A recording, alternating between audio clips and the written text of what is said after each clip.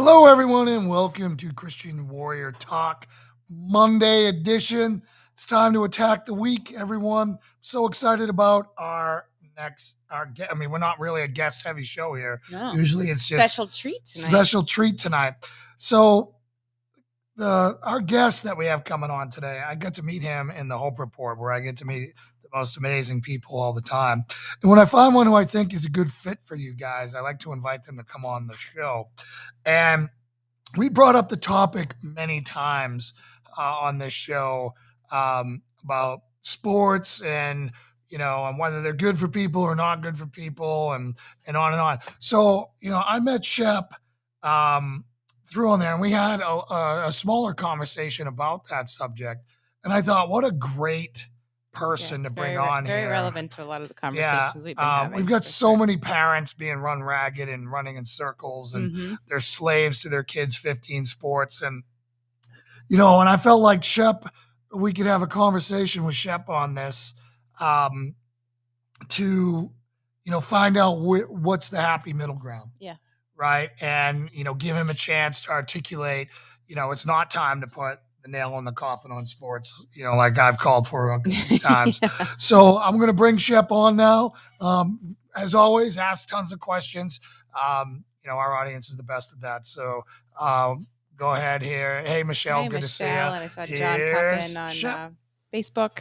All right, everyone. Here's Shep. So Shep, go a little bit over your bio. I put it up a little bit in the write-up, but I figured it's better coming from you. Sure. Good. Well, it's good to see y'all tonight. Thanks for having me on.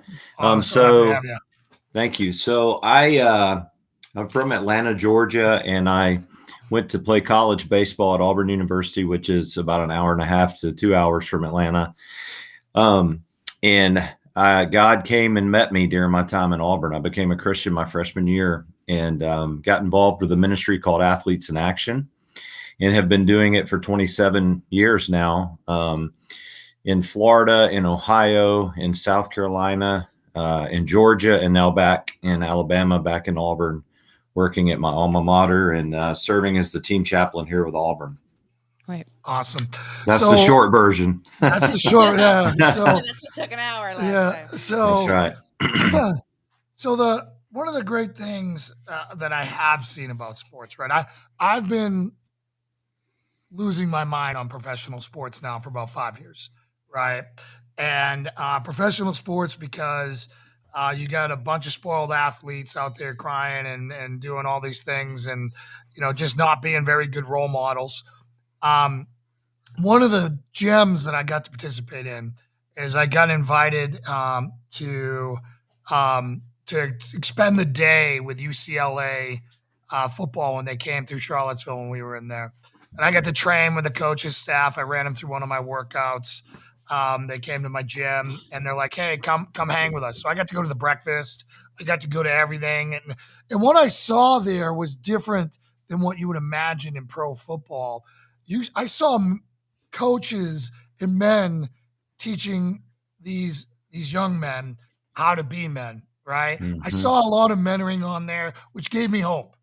Yeah. Right. Which did give me hope.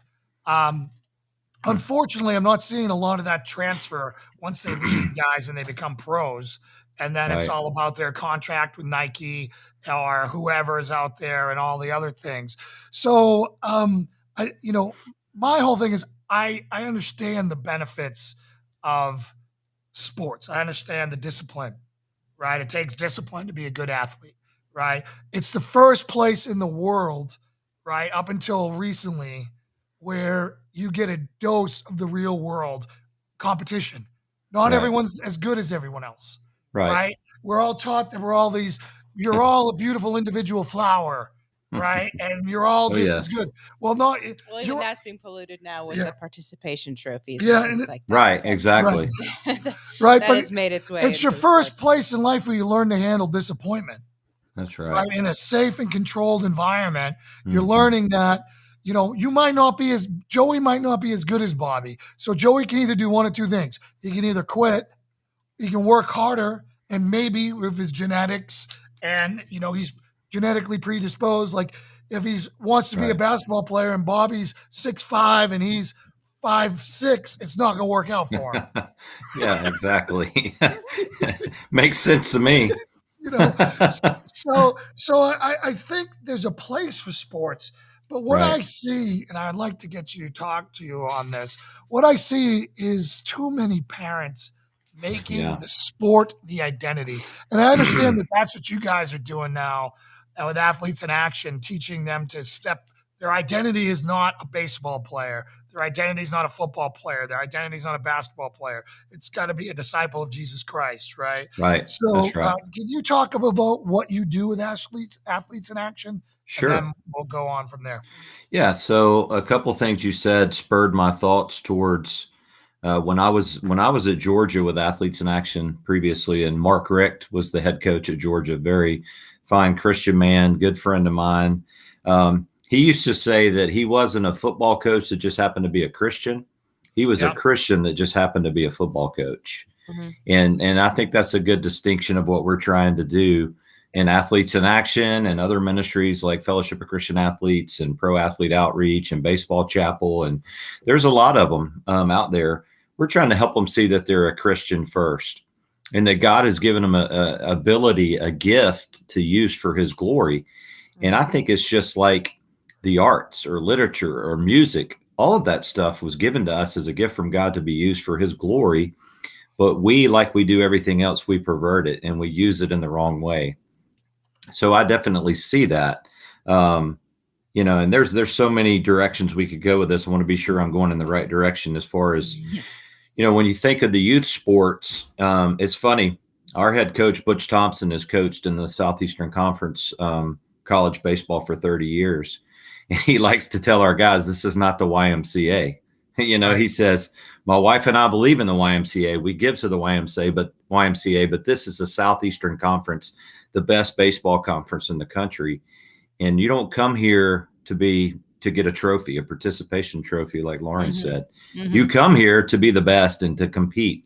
So what we want to do, we do want them to be elite athletes, but we want them to do it the right way. We want them to follow the rules. We want them to honor God. And so our coaches, just like you saw with UCLA coaches, are trying to build these guys up to be young men. It's so much bigger than just trophies and championships. It's about making men. And it's beautiful to see when it's done in the right way. Are you having to undo a lot of influence? And Jason's going to get into we talk about like, even from peewee age, these kids are being just indoctrinated into this sports mindset versus a God identity. Are you having to undo a lot of work that the parents have put into their kids that's put them on the wrong path there? A little bit, yes. But also no, like the young men that we get here are really come from good families. And I think a lot of the parents have the right intention, but it's just out of control with the travel ball and all the elite stuff. And like I said on the show the other day with Jay, it's there's a balance, people, especially, I want to reference something, Jay, I hope it's okay. There's a YouTube video called Uneven, and it talks about how college baseball really gets is dealt a bad hand in regard to scholarships. Because I don't know if you're fans of college baseball, but it's so exciting. And the viewership is kind of through the roof recently, but we don't get the same amount of scholarships that like a football does or something like that. So these parents, they spend thousands and thousands of dollars putting their kids in these travel ball leagues and teams and in hopes that they'll get a college scholarship one day. And it doesn't guarantee that. Mm-hmm. They may come here as a walk-on. They might come on academic money. They might get a 25% scholarship. It doesn't guarantee it. And like I said the other day to Melissa with her daughter, if they're good enough, they're going to rise. They're going to be noticed. You don't have to have them at every possible thing. If they're good enough, they're going to rise to the top. So now I'd like to get into the discipling process that you have in the locker room, teaching them, sports. I mean, let's face it, sports has, when you get to the pros and even in college, there's a lot of debauchery. You see a lot of, the frat boy parties and all that stuff. I mean, the number one date rape location with drugging in the world is in college fraternity sorority parties, right? And I'm not Right. saying that's all the athletes. I'm not painting that wide brush. I'm just saying that with that prestige, right? With for every Tim Tebow, there's 1,000 Michael Vicks. Right. You know what I'm saying? And that, for every Tom Brady, there are 1,000 bad stories, right? Sure. And where who was that guy who got drafted by the Browns, super rich, crazy attitude, and was like done in a year. I can't remember his name. Right. It's a couple of years ago. If you know what I'm talking about, it was all about the Yeah, bling. I can't and, recall the name, but yes. Yeah, that tells you how great he was, right? I mean, but for every one of those, how do you guys bring humble pie in there and keep them humble when Right. they've got girls throwing themselves at it, when they've got all these contracts being thrown at them, when they got all when they're all like Everything about the world. everything about the world and not about Jesus, right? How Yeah. do you help them with that? Well, I spin it again towards what you referenced earlier, Jay, about the positive things that happen in sport.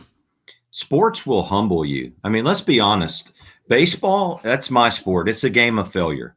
You fail, you succeed 3 out of 10 times. That means you're a Hall of Famer. That means you failed 7 out of 10 times. Yeah. So it's a game of failure, Yeah. and there's a lot of lessons to be learned when you lose a ball game, when you give up a hit, when you give up a home run, et cetera, when you go through a hard time or an injury.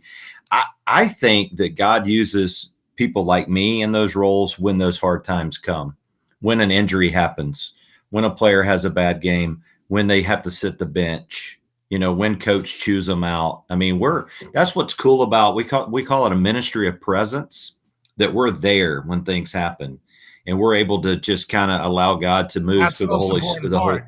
Through the Holy Spirit in their lives. And, so use those teachable moments is really, that's one phase. The other phase is I have in Athletes in Action, we have a really a fundamental teaching program called the Audience of One material, our principles of athletic training. And we try to win athletes to Christ, build them in their faith, and then send them out. So there's an intentional discipleship happening with college and professional athletes. I would like to talk more about that at some point. You hit on that, and the transition from college to pro.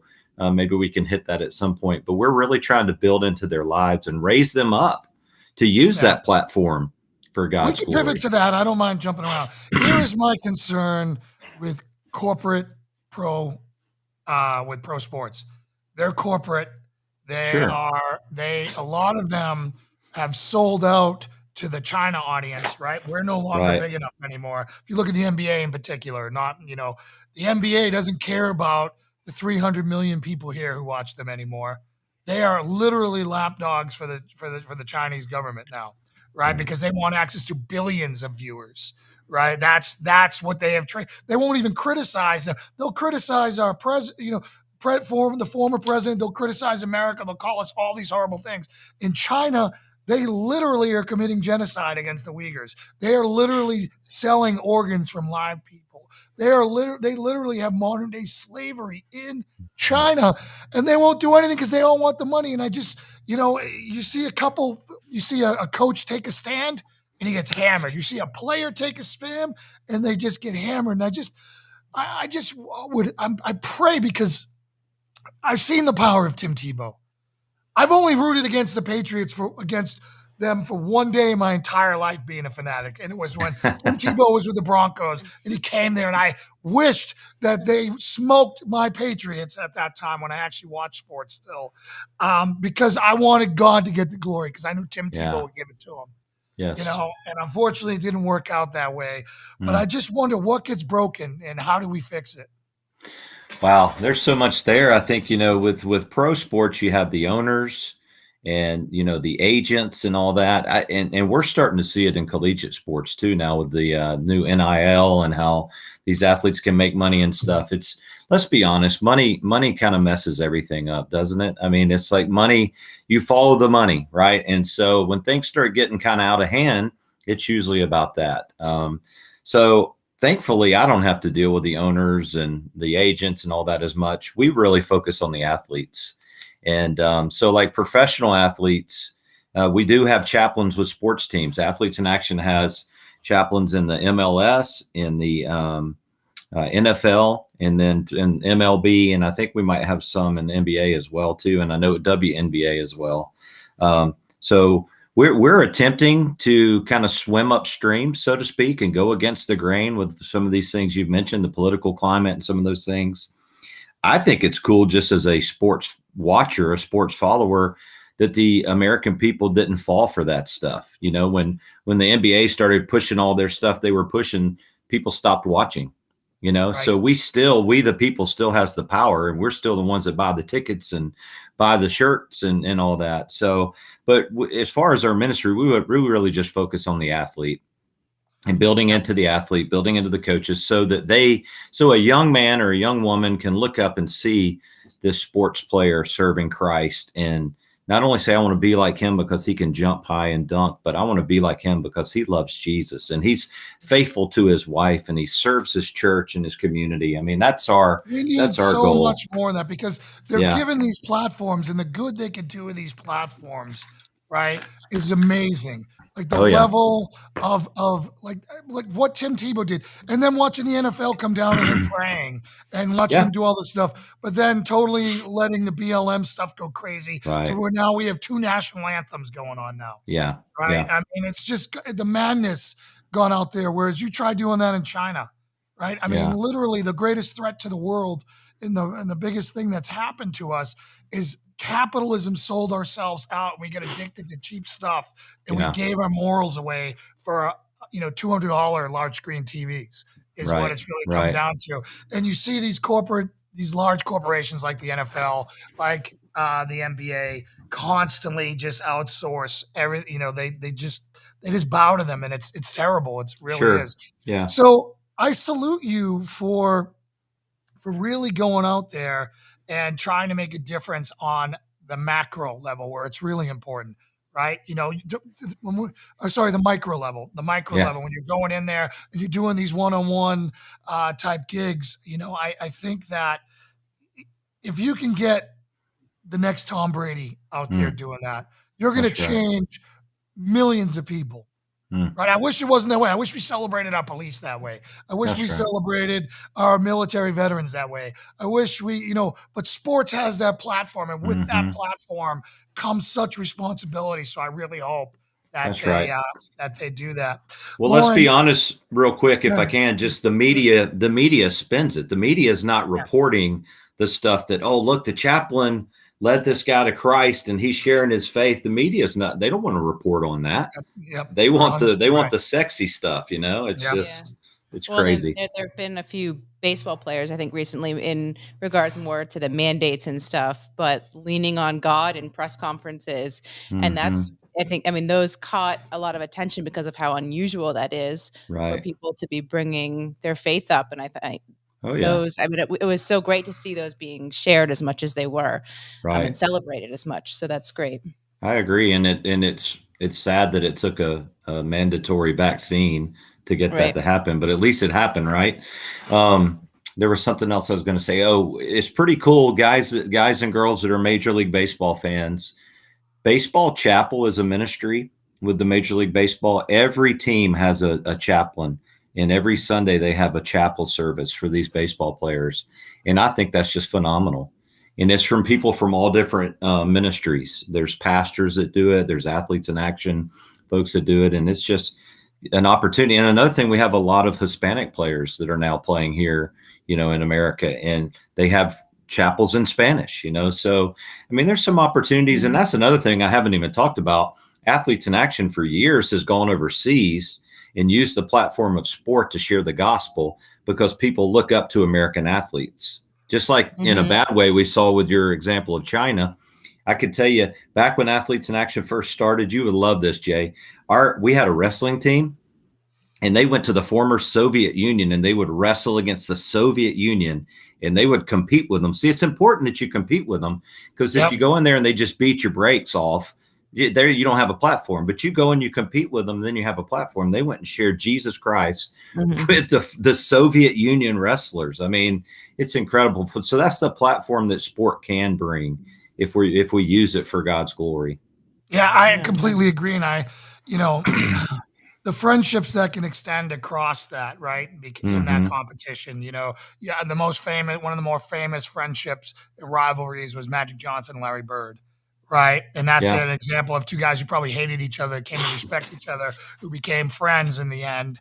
And, it's really, so I think that there is a lot of good in that. You can see they're not the evil empire, right? Like obviously in these countries where they 100% control the media and the propaganda, heck, they even control our media right now. Who do you think Right. owns most of our media right now? Right? I mean, Yeah. it's really disheartening. But to go over there and sow those seeds of friendship, to show that we have more in common than we don't, Yeah. right? And That's right. and and you share the gospel, and that's where the magic happens. Mhm. Russia is one of the most Christian nations on the planet. Nobody even knows that. Yeah. Right. Well, the gospel is flourishing throughout those lands right now. Christianity is growing in China and throughout the Middle East and throughout the 1040 window, and it's weak and dying here in America because we're not standing up for the faith like we need to be, and that breaks my heart when I think of that. But you're right. They're serving the Lord there, and sports are a common language. I can go and play sports with someone and not speak their language, and it brings us together. And I think that's the beauty of what sport does, and really what the beauty of what the Olympics could be too, except that gets completely, perverted like everything else. So, Yeah, it really does. So let's talk about now. You've got, parents who have 2 or 3 kids, and they're trying to keep up with what's that saying? keep up with the Jones. Yeah, keep The up with the Jones. Joneses. Yeah. They've got their kids in 15 different camps for all these different sports. They're broke. They're miserable. They got sleepless nights because they're trying to be a slave to their kids' sports. When is enough enough? Excuse me. Your question came quicker than I anticipated. Anyway, yeah, when is enough enough? You know what? I would say it might be a better use of your time, parents, dads, to go out and play a little game of pickup football in the backyard with your sons and daughters, as opposed to going to every possible. I mean, that's the thing. You don't have to go to Monday, Tuesday, Wednesday, Thursday. Maybe you go on Tuesday and then you go to church together on Wednesday. Maybe you go on Saturday, but you go to church on Sunday. I mean, find a balance where you're leading your family and you're loving your family and you're spending time. If you're spending more time doing sports and traveling to sports than you are as a family, that's a pretty good indicator that things are out of balance. And we dealt with that. Our oldest son played travel baseball, and it was pretty challenging for us. And there were a lot of Sundays we said we can't be there, and then there were some that we did, and I kind of regret that now. But I had to learn the lessons that family has to be first. And the best thing I can do for my kids as a dad is just love them and be there for them and pray for them and love my wife. And it doesn't mean that I have to give them every possible thing that they want. That's not what it means. So I don't know how well that answers it. Maybe we can further dive into that, but I think you got to find that balance, because I can't give one formula that fits every family. No, right? No, I just think that there's got to be a point when you have to look at the cost of what it's doing to your Yeah, kids. I think And that's a good way. And if your kid is spending more time with coaches than he's spending with you, that's a freaking problem. Yeah, it's a problem. Yeah. Right. Well, and also the shifting of priorities, especially with we'll skip church every Sunday because Right. your game's first and all of that. And so I think, Jason probably referenced a story in the interview with you before about the dad who figured that the kid was fine biblically because he had a good youth pastor. And so he was just, any time that he had with the son, he was pouring it into the athletics component and no discipling at all. And he was then surprised that the kid went off the rails. So again, it's just that it's family first, but also God on top of that. And then by following that, everything should fall into place. What I think people they're buying into a lie too, because you buy into this, that if you participate in all that equals that your son or daughter is going to be a professional athlete one day.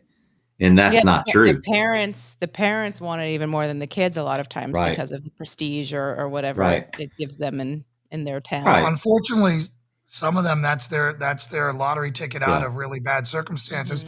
And some of them, it's their ticket to fame as parents. It just, they get wrapped up in their kids' identity instead of their identity, Sure. And you see these crazy parents on the sidelines getting into fights with refs. And, I just, how insane it can become instead of what it was meant to be, which anything done in excess can be bad, right? Let's face it. That's right. Right. So, do you know that collegiate baseball players have a 1% chance of making it to the major leagues? And so you spend all that time and that treasure and what's it for? That's very, some people are not going to make it. Like you were comparing earlier, the kid that's 6'5", the kid that's 5'6", not every person. And we just have to embrace who we are and live out that person that God has made us to be to the fullest. Maybe the 5'6" is that athlete who worked so hard through college and then did not make it because the odds are severely stacked against them. What identity are they falling back on? Right. In the same way that Jason with his buddies out of the military, they have no identity anymore. Yeah. And they kind of fall apart as they go into the world because that was it for them. And I imagine the athletes who were not discipled properly struggle the same way. Well, and I think too, obviously with the military, you have some factors, like PTSD and some other things that come into play. But so many athletes they're hard workers, they're disciplined. A lot of companies will go hire these former athletes because they have great work ethic, they're trustworthy. And so certainly you see that to some degree that people kind of lose their way. But I would say, man, I'm thankful that I wasn't the best player when I was here. I had several teammates that went on to play in the big leagues. But I think I'm a better person and a better man because of my time in college athletics. And I think you're seeing that more than not. I don't know. I guess I'm so ingrained in college sports, Jay, that I don't see the professional as much and a lot of the things that you notice. But there are some good things happening. I just don't think people know about them as much. Well, again, good news doesn't sell, right? And I understand that. Yeah. So it's easy to point out the horror stories because they're sensational in themselves, whereas the small feel-good stories, which are probably there every day, are not worth reporting to the media. They're not going to sell newspapers. They're not going to get people to tune in. So again, I don't have a problem with collegiate sports per se. Again, I know one of the most incredible athletes I ever met, Kevin White, who played baseball for Michigan. I trained him to go into the SEAL teams. He went, succeeded, became a SEAL because he wasn't drafted. He thought he was going to get drafted. Dude was a beast. Yeah. And he, again, like you said, less than 1%. Mm-hmm. And he was a heavy hitter at Michigan. And just goes to show you that even people are genetically gifted off the charts and all these things. Sometimes it just doesn't work out. And that's why, the thing that horrifies me is this surgery you were talking about the other day. I don't remember what the name it is. Tommy John. Right. Tommy John, right? Mm-hmm. The underwear. That's right. It gives these kids an unfair advantage to have this surgery done, and now they're having it done at 12 and 13. Right? You want to talk about that a little bit? Well, I think it's more so that overuse of their arm, and I reference this.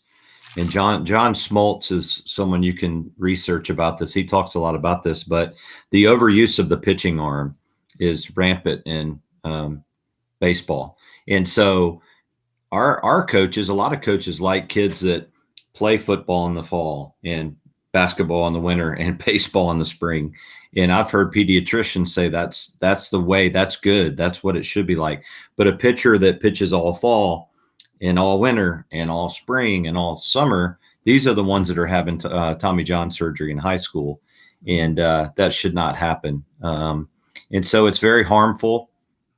And I would say some of the guys come back and they throw, they're better once they've had the surgery, but that's not every guy. So it's not foolproof. They're taking a ligament from your leg and put it in your arm, and it's, with stronger and whatever, right? Yeah. So, but not every guy, you don't see success with every guy that has the Tommy John. Right. So that's kind of a crazy way to try to be successful if you're trying to do that. I'm going to go get surgery so I can. Well, there are people out there who pull all stops out. I know. I mean, literally, they'll sell their soul for it. So let's zone in now on faith in sports. Okay. How prevalent are you seeing that? Like, you saying that every baseball team has Sunday services for them, and that makes me feel better. Like, there is no way I would let my kid go on a traveling team if they weren't getting ministered on on the Lord's Day. Not going to do it. Like, there's no way. I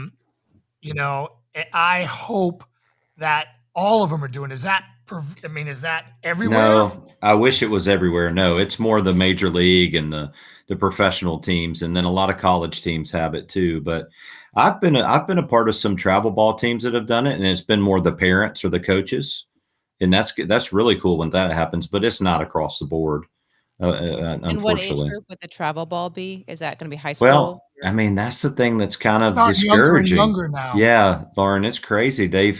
You'll see it as young as 8. 8U, 9U, 10U.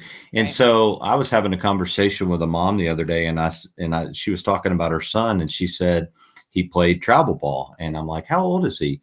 And she said he's 10. And I'm like, just be careful. Don't overdo it. He doesn't need to be playing every weekend. Yeah. And if you do one travel ball tournament a month or something like that, okay. Back when I was coming up, Jay, it was probably true for you too. We just had rec ball. And we went to Legion Ball and had all-stars, but then that was it. But now there's stuff year round. And so, yeah, it's all different. So they're never ending. They're never ending. Never ending. And it was designed to, like all sports are designed to have a season and an off season where you condition yourself and rehab yourself from the grind of playing in the season, right? Mm-hmm. I mean, imagine if football was played year round. No way they could do it. Yeah. They would die. You remember they talked about that last year when they were talking about having a spring season because of COVID for some teams, and that would mean they'd have a spring and a fall. Your body can't take that. You wouldn't be able to do it. I think baseball is one of the sports that might survive these concussion protocols that are out there. One of the few. Right. I mean, you see all the damage, all the rampant damage that's been done to everyone's brains out there and doing that. And bro, I mean, I've had more concussions than I probably can remember. I've had more hard landings from parachuting and fast roping and jumping off of roofs and all kinds of stuff, right? So, I just think about, we were talking, I was talking to a friend of mine who was getting almost into a fist fight with one of his best friends because his kid was on his 4th concussion playing high school football. And I'm like, what are you doing to your kid, dude? You got to fight for him. He can't think for himself right now. That's right. He's lost in this. You got to go and you got to pull him. That's right. Because concussions, if you look at Junior Seau and all these other guys who have gone out there and what happens to the brain from constant impact over and over, man, there's a reason why these guys are turning into psychos. That's it was killing the part of their brain that had empathy. Yeah, we don't have that. We don't have that in baseball. And to your point, my dad he was wise to think of this, but he kept me out of football. I never played football because he wasn't thinking concussions, but just you break arms and legs and you get beat up in football. So in baseball, not as much. Body, yeah. Right. Yeah. Baseball, not as much. I'm biased, but I love baseball. I think it's a great game. But yeah, concussions are definitely they're a new challenge for us. And now that we know what they are, now that they're diagnosing them with that. So I think on the flip side too, I mean, we're talking about, these kids who get so invested in all of this, but I think there's a lot of kids who probably want to back away from the volume that they are playing, but they have seen their parents invest so much in it that they don't think that their parents will let them, or that they would be letting their parents down to ask to play less too. And so I think it goes both ways. And it's also in thinking about, how much parents invest time in their kids. They've lifted their kids and their athletics up on this pedestal, and we talk a lot about the kind of priorities of God and family and, husband and wife, and then the kids come under that. And athletics is one of those things that in youth sports has completely flipped that and put kids above parents a lot of ways, in parents scheduling and their stress and their relationships. Like they don't have a relationship anymore because they're trying to get their kids everywhere. So it seems like it does a big disservice to kids and their understanding of kind of the God hierarchy, if you will, and then kind of putting them out in the world with that mindset. Right. Yeah. The thing that, so we get a comment here I want to read, and it's from Barbara. I think many parents want to keep their kids occupied, busy, entertained, trying to keep free time limited. Yeah. I believe that's a good thing, but I wish the parents would spend that time with them instead of them outsourcing. So I look at coaches as a huge augmentation to solid parenting, right? And what I feel like parents do, unfortunately, because they're busy and they're trying to provide and they're lost in their own brokenness and everything else, is they outsource their authority to coaches too often, right? Now, a coach can change a kid's life if he hasn't had it, right? You get people who've had rough rides, who haven't had parenting, and that coach is the first father figure they've had. That's not the way God designed us to have it, right? You're coming in and you're trying to do putting a tourniquet on these kids who are so broke, and you're introducing them to Christ, you're saving them. I think that's fantastic. But for people who are healthy, who do know what they're doing, they shouldn't be outsourcing all their authority to teachers or coaches. You're there to walk alongside you, right? I mean, I would imagine that a coach would love to have parents who are engaged and coming alongside them instead of just throwing them off to them and say, hey, you raise my kid now. Right. If their heart is in the right place, yes, they totally. I think the word that I kind of focus on out of that question from Barbara is busy. I think that's a big enemy to this whole deal here. We're so busy. Why are the moms and dads so busy that they don't have time to parent, right? That we outsource, to use your word, to youth pastors, to coaches, to teachers. Thank you. Right. I mean, that's what our job is. So why are we so busy? Well, it's because we're trying to keep up with the Joneses. We got both parents having to work. We got all these income. They got this income. We got everything we're trying to keep up with. And it's just out of balance. Let's be honest. It's out of balance. And I heard a lot of people. Yeah, I heard a lot of people say that they appreciated COVID for the family time, and it forced us to be together. And I was telling people, exactly. I was telling people our kids loved being home with us. Like some kids hate their parents. I hate to say that, but they want to get away. We're grateful. Our kids love us. They love to be with us. We have fun. We're a mess. We make mistakes. We apologize a lot and tell them we're sorry. But I think, why are we so busy? I think we need to question ourselves with that word. I know Barbara was using it in a different, sense, but I think you brought up a really good point, and I'd like to bring it all the way back to the Garden of Eden and talk about this. So when Adam and Eve fell, life was very simple, right? And they were separated from God after the fall, and man, since that time, has been creating distractions to deal with the separation of God, right? And to deal with their accountability to God. And the more we get more technologically advanced, we get computer games, virtual reality, all these things to keep us busy from not seeking our creator, right? To have a relationship. You can only hear God when you're not busy. That's right. Yes. I mean, it's literally the design of the enemy to keep us busy and spinning in wheels, right? Spinning. Go after this next shiny thing, anything to help you not look up at the stars at night and say, wow, how small am I? Who made all this? Right? Because I'll tell you, when I was an atheist, I would do anything to keep my mind busy and engaged in something. And next thing you know, I'm doing a recon and surveillance. There's no sound. I got to be sneaky quiet. I'm on top of a mountain, and all I see is the universe. And I'm like, holy smokes, there is no way this is an accident, right? Like, what made this? Those moments don't come when you're stuck in a video game all the time, or you're busy from this to that, to this, to that, to this. Where's the reflection? Where is the time spent looking inward? Right? That's right. You know, and I, you know, you really nailed it by teasing out that word busy. Yeah.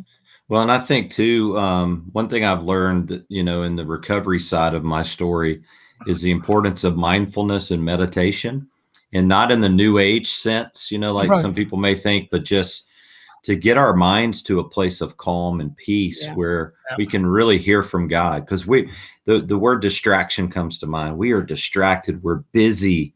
And we're all over the place. We can't get it, you know, on a narrow path because our minds are so people all get very over the place. uncomfortable with quiet. You know, right. They yes. point that it's like makes them anxious to have no sound or no activity around. And just think about it.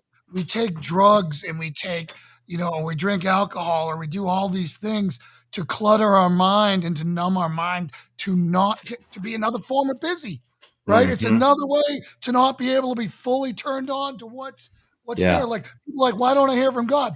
Well, it's probably because you're doing 17 things at once all the time. Right. And you're like, all right, God, I've got 3.5 minutes. It's yours.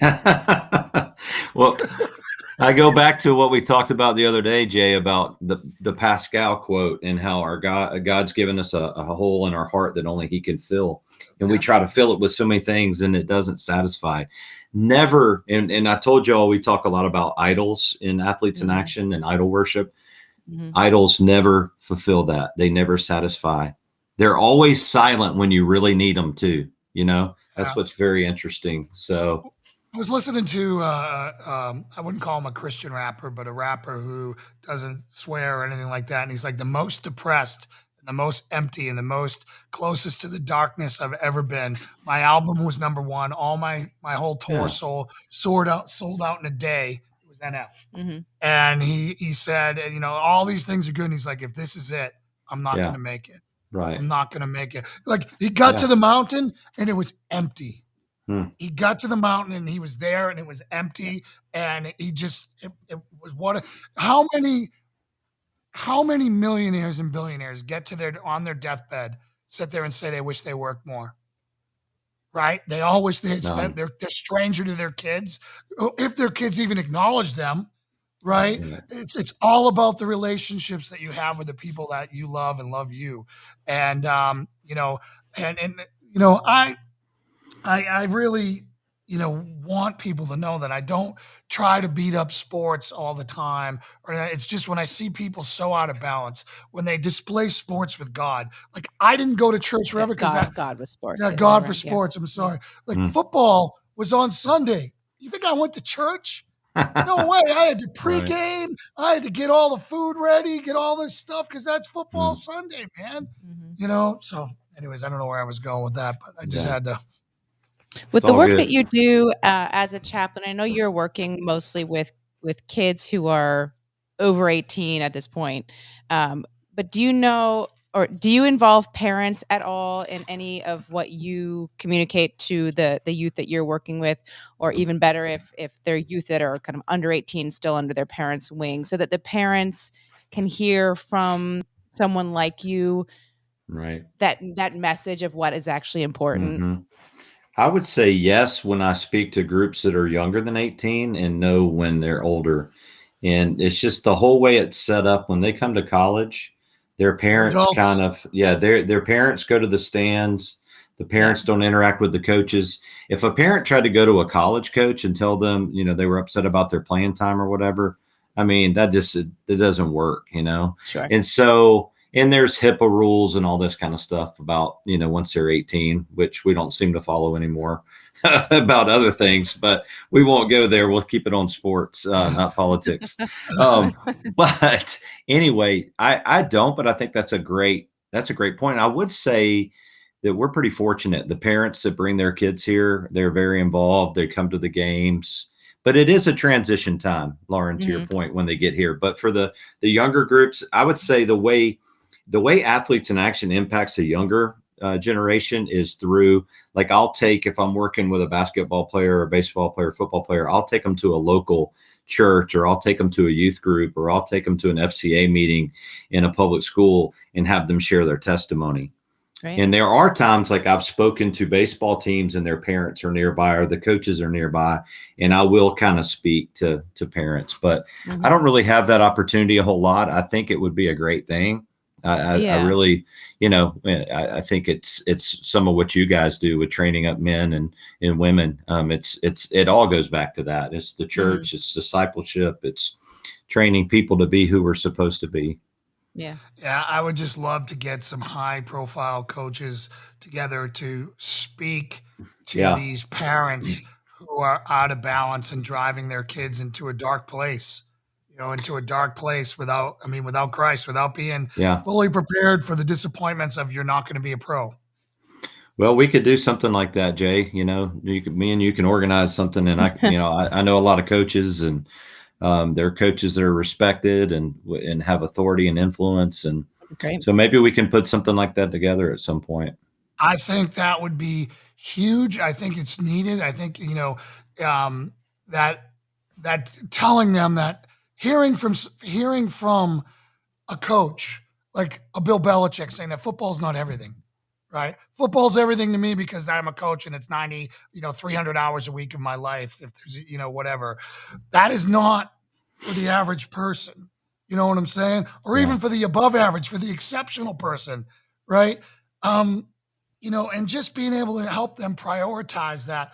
Yes, if your kid goes to college, he's going to learn and gets into college sports, he's going to learn all these things, or she's going to learn all these things, and they're going to have an experience that is amazing. But if that is what all they get out of it, it's not worth it, man. They have to have that identity in Jesus. They have to find that purpose, that servant mentality, right? Yeah. If they're not using it for something, then it's all for naught. Well, and if I could say, that's one reason I like college ministry. Then this kind of ties back into Lauren's question too a little bit. When they get to with us, like age, I've heard you grow so much and mature so much between age 18 and age 22. And so now when they get to us, they're making the decision, am I going to follow Christ? Am I going to be a servant? Am I going to follow the Christ that my parents taught me about? Or am I going to go a different direction? And I love that. They're making that decision, whom will you serve this day, and I think that's one reason I really like that age. I've done some youth ministry, and I just like this age group because they're making those kind of life decisions that are so crucial. All right, I'm going to give you a moment to pitch now. Okay. Here we go. You're a parent and you're with your kid and you're trying to choose what college you're going to. You have a star athlete kid. How do you choose the right school to go to? Well, maybe I could tell you the right way and the wrong way. Sure. I know a lot of times parents just look at the numbers, Yep. It's like, it's going to cost us this much for you to go here, because there's not a place you're going to go that's not going to cost a parent a dime. That just doesn't exist. You're going to have to pay for something. And I think the thing I would look for is the place I could get a good education, the place I can grow in my faith, and the place that I can be around some coaches that are good men or good women, if they're female coaches, that are going to love my son or daughter and grow them to be a man or a woman. That's what I would look for. And I would look for something that has some longer term value. So basically you just destroyed the entire Northeast and the West Coast. So everywhere south of Virginia right now is basically what you're saying. And maybe pretty much. So come to Auburn and play baseball for us here. So we just came from Charlottesville when they were all, when they were at the height of their whatever, right. their run. So we were used to the baseball craziness there during that. Yeah. In fact, I ran a gym that was actually shared a space with Todd Proctor, who was a UVA coach and all that stuff. And we became friends. And so I saw the pitching thing. I saw the dedication. I saw all the work that went in there. I'm not a baseball guy myself. I gotta throw one joke at you. Okay. only I go, how good is a sport if they have to have you stretch in the seventh inning to wake up? You sound like my buddy. And what is it with you military guys? My buddy Chappie's an ex-Marine, and he says watching baseball is like watching paint dry. I agree. And I said, you guys, you're in the inner circle now. If he's making fun of you, you're in the inner circle. But what it is, Jay, you don't understand the game. You don't understand what all's going on. There is something going on during every play. Every player has a place to go. Like baseball is amazing because of that. So I'm sure it's four-dimensional chess. I'm sure it's that, but yeah. I'm a hockey guy. I grew up in Atlanta. We had the Flames for a little bit, and then they moved out, and we didn't play hockey. But they play hockey now in Atlanta, evidently. Yeah, so yeah, they got hockey everywhere now. Yeah, I know. The UVA story is a cool story. That we'll talk about that sometime. But he really built a great program there. They really were not a top program, 20 years ago. They really built an amazing program there. So pretty cool to see that. So you're going to see it in the Southeast. You're going to see it in the ACC and the SEC is going to have your best baseball. Big 12. I mean, you're not going to see it as much in the Big 10 and the Pac-12. Although back in the day it was the Stanfords and the UCLAs. But these kids come from California and the Northwest and all over to come play in the South because of the facilities and the coaching. And a lot of kids are going to college now instead of going into the minor leagues because of how good it's gotten. So wow. Well, hopefully they're getting an education too. They are. And all that stuff. Yeah. For me, I dropped out of high school when I was like 3 months in the 10th grade. Decided I was going to check out, do my own thing. I was a complete knucklehead till I was 20. I was a big kid. I was lifting weights, benching 400 pounds when I'm, basically 17 years old. So I got a job bouncing nightclubs and nothing good happened there. Wow. And then at 20, I was a complete thug at that point. And I'm just sitting there and I'm like, I'm going to either end up dead or in jail. So I was an atheist and didn't believe in God. So the only thing I did, I loved my country because at that time, Boston was still a patriotic town, meaning that our schools taught me about the forefathers. Paul Revere was here. There's John Quincy Adams' house. I mean, it was all, there's USS Constitution. We went to it all the time. It was all Bunker Hill. It was all right there. So I went in and tried to serve my country to redeem myself. And then, trying to fill that God-sized hole with camaraderie and adrenaline and everything else. It didn't work. It took God to get there.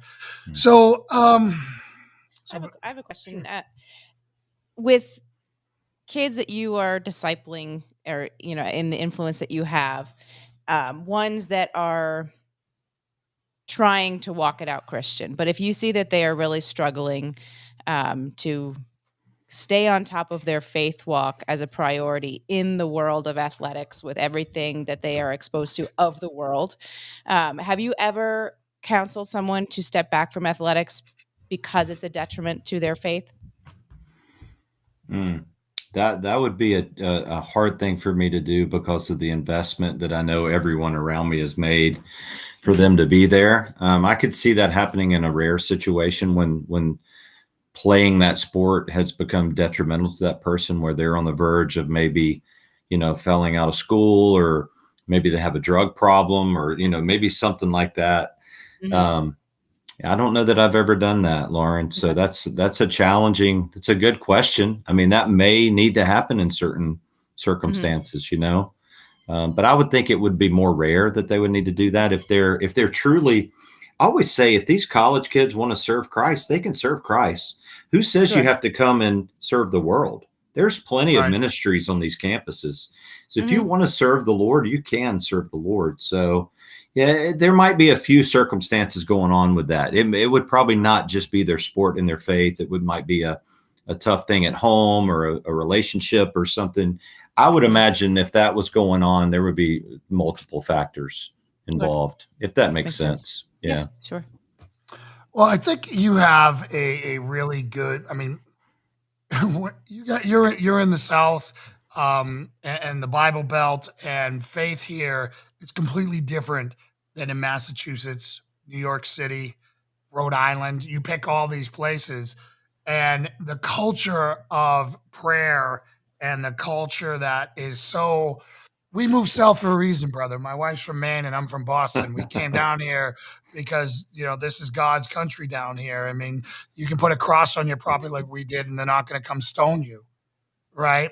So I think there was a great story out of, was it Nashville or Knoxville, of the Tennessee high school team, football team, I think it was, who they were told that they couldn't pray at the game and they decided to anyways. And so, I mean, I think it is more Yeah. ingrained in even the youth here, which is really nice to see. Which is Absolutely. Which that culture is so good. And I'd like to see, sports nurture that. And I'm glad to hear that the colleges are. I just wish the pro sports could follow the college lead. Mhm. I don't know if have you seen the stats on viewership since everything, pro has gotten so political. Have you guys seen a spike in viewership? College. For college sports, we've definitely Yes. seen it in college baseball. I mean, if let's be honest, college football, it's hard to have it spike much more, but Right. definitely college baseball. I don't know, I saw it the most of the NBA last year. I think people left the NBA in droves last year, but I don't know what they went to. I haven't seen that. I definitely think with this SEC network and these kind of networks coming along, other collegiate sports have risen to the top, and there's definitely been increased viewership. But it's a catch-22, because that means then money comes, and then you start getting into all the other stuff we started on at the beginning of the show. There's a lot, there's a purity about sport.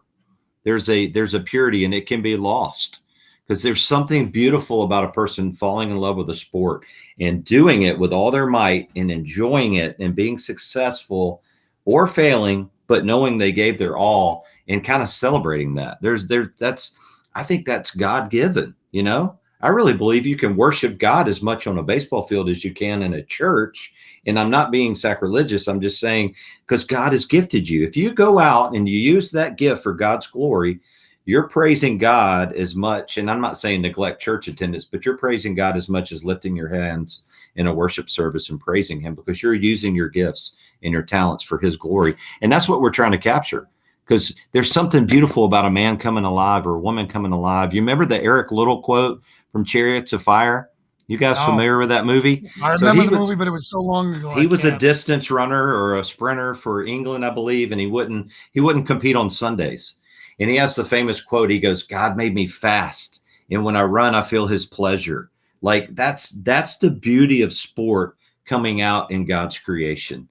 And so all the negative, all the bad stuff we see, if we could get back to really the beauty of it, the purity of it, that's really what's important.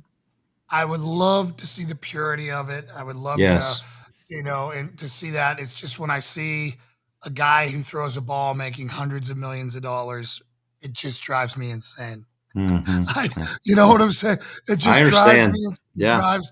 Drives me insane when I've watched guys risk their life and die and do all these other things and nothing, and the idol worship that tends to happen with these guys. And it just, I don't understand our priorities. I think it's beautiful. I think human performance is beautiful. I think the Olympics are beautiful. I think people achieving and taking the human body, this vessel, to the limits of its capability is a beautiful thing. And I think it is a godly thing. I think to heap $250, $350 million on people to play a sport just drives me where I understand. I'd rather see, how do we come back from that? I don't know how you come back from that. I don't know either, but I will. You know how I like to spin it positive, Jay? Sure. I'll give you an example. Tim Hudson. He's one of our coaches here. He pitched in the major leagues for 14 years. You know him talking about? A pitch for the Braves and the Giants and the A's. Him and his wife Kim have a family foundation called the Hudson Foundation, and they help underprivileged kids in our community. They help mission. They help their church. They use their money for God's glory. So there's a positive. Those people that make those hundreds of millions of dollars, one day if they use it for God's glory, that's a beautiful thing. Now, I mean, to me, is anyone worth $100 million to throw a baseball? I mean, I don't think so. But when they use it for God's glory, that's great, and they're not going to do it very long. Most people are not going to do it for 14 years. That's a real interesting part of the whole game. Look at the NFL career. All right. What's the average NFL career? I would say 2 years. It's not long. Yeah. Because your body can't handle it. Yeah. Well, it's that. It's just not everyone is that elite. Right. Yeah. How many people come in, they get drafted, even in the first round, they're out of the NFL in 2 years. Right. 3 years tops. Right. So you make $100 million for 2 years. What are you going to do for the next 30 years? Right. I mean, so. Well, A lot more than a lot of other people. If they invest it, right? Yeah, you're right. Okay. We're talking apples and oranges here. I don't have $100 million. I know that. Well, neither do we. And again, I would just love to see a readjustment. One of the things that COVID did was it showed us who our real heroes were. It showed us that people who we laughed at and mocked, our cashiers at the grocery stores, they weren't there to ring you out. You didn't get food. Yeah. Right? Your plumber was Superman, right? Because people were flushing their toilets whenever they could get because they couldn't get toilet paper. Mm-hmm. You know what I'm saying? It showed you that if World War III breaks out, right, and we are all struggling, and it's another Great Depression, but worse, sports will not exist at those times. And the people who are going to be the heroes are going to be the farmer. They're going to be the doctor. They're going to be the people that are showing up that make your daily life possible to feed your family, and the power company people who come and put up your power wires after a hurricane comes through. Wow. Right? You know, so it's just putting things in. You know, I'm not even talking about the veterans. I'm not even talking about the cops who have the hardest job in America. Literally, people ask me if it was harder to be a cop or a SEAL. It was physically harder to be a SEAL. It was mentally harder to be and emotionally harder to be a cop because everyone loved a SEAL. I couldn't pay for a drink if people found out I was a SEAL, right, when I came home. Whereas if I was a cop, I might get jumped in the parking lot because people found out I was a cop. You know, so just trying to wrap this up. And again, I would love to find some balance to where, society gains its priorities. And I want to celebrate you and Auburn football and all the other teams that are doing things right. And hopefully we can come back from the madness we're at right now, and find something that works. I hope so. And unfortunately, probably not. We know the Lord's coming back one day, and our hope is in that and in Him, and none of all this other stuff is going to be gone. But I think we need to redeem what we can, redeem the time. Nailed it. Yeah, you nailed it. And I want to be about redeeming the time and not wasting it in my life, because I've wasted enough years of my life with addiction that I want to use it for my time for God's glory. That's what it's all about. I believe in what you're doing, brother. Right? Yeah. Even though I'm not the most, pro sports guy, I believe in what you're doing. I believe you're trying to redeem what's around you. And God bless you for doing it. And I just would love to see more of you. Yeah. I just love to see more of you, because I think we could, imagine if a whole football team on Super Bowl Sunday, instead of celebrating Cardi B, That's when right. I'm sitting there, actually, we turned it to Jesus. It would change the world. Amen. Absolutely. Change the world. And I think it's great, even though Atlanta's right from you, I think it's great after what they did to Atlanta with the All-Star game, that they're at the World Series. I agree. That was awesome. That's some grace right there. That was awesome. We'll take it. Yes. Yeah, awesome, brother. Well, is there anything you want to cover, or anything you like? How can people find you, support your ministry, all that stuff with the athletes in action? And then I don't know if you have anything. Okay. Yeah, athletesinAction.org is our organization, and you can go there and find out more information about us, or I can be reached at scott.shepherd@athletesinAction.org as well. If anybody wants to reach out to me for anything, or has questions, or any way I can serve others. And if you want to start an Athletes in Action group in your area, maybe you have a local sports team that you'd love to have some Athletes in Action resources, we can help equip you and resource you for that. Let's drill down again and get very specific on what Athletes in Action does again. I just want people to know, because we've been all over the place, and I'd like to end on a strong note with that. Yeah. Athletes in Action exists to win athletes to Christ, to build them in their faith, and then to send them out for the glory of God and the Great Commission to get the word out about Jesus through the platform of sport. We want to see every athlete, every sports team, every country, every language come to know Christ through the relationship we have with sports ministry. And so we're just reaching them one person at a time and building disciples so that we can reach the whole world. Awesome. Awesome. It's a great ministry. I think it's really needed, and I salute you for doing that. God bless you, brother. Lauren, you want to pray us out? Are we going to talk anymore after this, or Sure, we can do that before we go. Sure. Thank you so much, brother. Love to have you back on. You're not too far. I'd love to get together sometime. And, when we're up your way, like I mentioned to you off air there, when we're up your way, maybe we can connect. That would be okay. Epic, my friend. God bless you. Yes. Keep up the fight, my friend. Thank you, guys. God bless. All right, have a good night. You too. Bye-bye. Wow, I really enjoyed that. I knew he'd be a great person to have that conversation with. Mm-hmm. Yeah, I mean, it's his perspective on everything is refreshing because obviously he's in the world, so he sees more of the positive impacts that he can have versus what we tend to see as negative ones, based on what is covered in the media and all of that. So it's great to know sports isn't going to go anywhere. So it's great to know that there are organizations out there and people like him out there working from the inside to try to change the light that can come from it. Yeah, without a doubt. You know, and again, I know I've been so harsh on a lot of sports, and it's been pro sports. Yeah. It's been pro sports and then like Pee Wee League. Exactly. As far as I mean, being that we've been so heavy into people screaming at 5-year-olds, family discipling, and just that twisted priorities that parents are teaching their children. Give away so much authority to everyone else. I just love to see them step into that role themselves. Mm-hmm. You know, that's the way God designed them. Yeah. You know, and again, I think to say it clear, I think a coach can be a great augment to a parent, and that would be the ideal situation. I also think that a coach without a parent can save a kid. You know, the right coach. But I mean, your kid shouldn't be in that position anyways because you should have discipled them from go.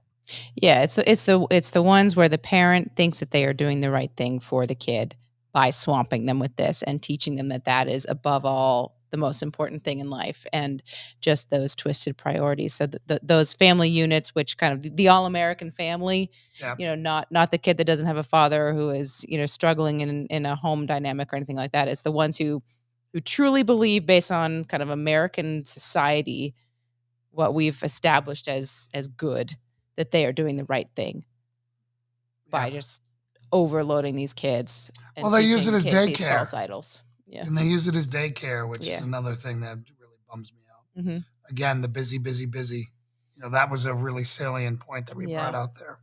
So, thank you guys. There's been a lot we haven't commented on most of the comments that have come through just during that conversation. But I know that we had the Faraces on. Did you guys make it home? If you're still on, Barbara, Michelle. Yeah, and then I know we had an Otangelo Grasso. Thank you for your patience and dealing with all of that. Yeah, I should have muted him soon. I had no idea he was going to put 40 things on there. I'd love to talk to him some more about, you know, quoting the New York Times on our show and Al Jazeera is pretty laughable. And trying to say that, you know, Christian people believe things without facts. It's like, are you out of your mind? Wasn't like we're the most skeptical people on the planet. It wasn't the show for that conversation. He latched on to one little example. He latched on to one which was part. Not relevant in the slightest. Yeah, so I didn't want to talk about it while this poor guy from Auburn's on here. Yeah. No. So Michelle says, my youngest grandson plays high school football, and one of our local high school teams had their whole program this year canceled because they hazed a freshman player on their own team. Yeah, in high school. I actually support hazing to some extent. As long as it's not, you know, violently abusive or sexual or whatever. You can fix a bad attitude by getting physical with someone. We did it in the SEAL teams. It was an attempt to save someone from being a turd. Yeah, someone's not pulling their weight. But you in the SEAL team, I mean, high school. I mean, I would be curious to know what, you know, they probably don't have the maturity level to go about a hazing thing with a perspective of helping somebody. Yeah, it was sexual. That's disgusting. And I don't support that in any way. That in high school, it's going to go awry very quickly. Yeah, in the SEAL teams, you'd have a bunch of adults and seasoned people there. Yeah. Medical supervision there. Big difference. You know, and all that. Big you know, hazing from what you get in high school and college. But hazing is a way to not put a strike on someone's permanent record. right, in the military or whatever, to give them an attitude adjustment to tell them to clean their act up. Right? It can work if done right. Can it be abused? Absolutely. Yeah, and I think it's just it's who's doing Chris, it and in Chris what is right. environment. Chris is right. He said it does work, and she said, and then Michelle said he had to have 2 surgeries since. That's disgusting. That's absolutely disgusting, evil, and and they should go to jail for it. Yeah, and I mean, they canceled their program for a year, but what consequences happened? Yeah, they should go to jail for that. Yeah. If they sexually assaulted or raped or with a foreign object and whatever, you hear about these horrible things, that needs to be dealt with. Yeah. That absolutely needs to be dealt with. And that has no place in a high school. Yeah, I'm just thinking, again, I mean, you hear about hazing a lot in college. And again, it's just that to me just highlights the degradation of parenting to kids, that how far astray kids have gone, that a high school kid and groups of high school kids can think that that's okay, or even have had those influences put on them that they thought to do that. Yep. So it's just, I mean, there's so much connected in with that. So it's still being investigated. Do you want to talk about bullying at all? We had that kind of discussion the other day. I don't remember where. It wasn't on air. No, we were talking about that here because we were talking about homeschooling and whether there is value in going to a schooling environment where kids experience bullying, because of you've articulated that there can be some growth out of that. Yeah. And again, I think and a lot of people pull their kids out of public school into the homeschooling to avoid bullying or save their kid from bullying. And I think, again, as you're saying with the hazing, it's kind of hazing, bullying. I mean, if done appropriately and for the right reason, you could say that there are some benefits to that recipient in the bigger picture life. But I think in a lot of ways, in the way that it's being prescribed, carried out, and especially in the age group where younger kids are being bullied now and through social media and all of that stuff, the detriment of it, thinking that, oh, it's good for my kid to go experiencing that, I think is more likely to backfire than not. Bullies are evil, right? Most minor bullying is people's first encounter with evil, and it teaches them how to deal with evil. Mm-hmm. And it's in a relatively harmless environment, name calling, some minor physical stuff. There's some horrific instances that I'm not condoning in any way. But what I'm saying is that bullying often turns people into driven forces for good. Yeah, I think as with so much, kids are getting nastier younger these days. As they get further away from God, those controls come off. It's an even more impressionable age that is receiving greater levels of bullying. And I think that they do not have the tools. Like we're talking about, kind of flee from sin. Don't, as a Christian, don't go into an environment where you don't have a strong enough footing to not fall yourself or send your kids into that. Yeah. And I think that, thinking that your kids, can be molded well by going through a bullying experience or anything like that, and they do not have the physical brain development and anything in place at the younger age. Thank you, Christopher. That means a lot. Thank you, brother.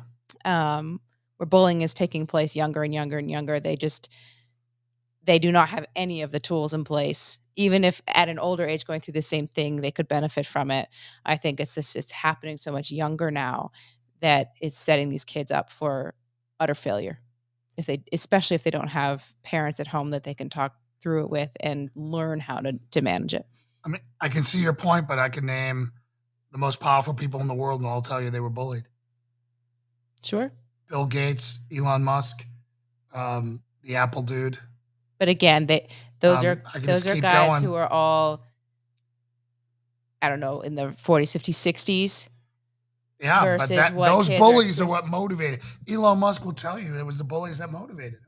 Mm-hmm. It was all those things that how you deal with evil is you overachieve it. You have to overcome it, right? Um, and you know, without bullying, you don't have any of those guys. Period. And I'm just saying, but like when they went through grade school and like the school levels, I mean, again, things have gotten nastier. Yeah, I would have to see some evidence of what bullying is in grade school. I mean, my nickname was Periwinkle. Like they would call me Periwinkle if somebody wanted me. I mean, it's ridiculous. Yeah. Like, I mean, are they doing something extremely evil? Are they, is it sexual abuse and blah blah blah blah? Or is it name calling?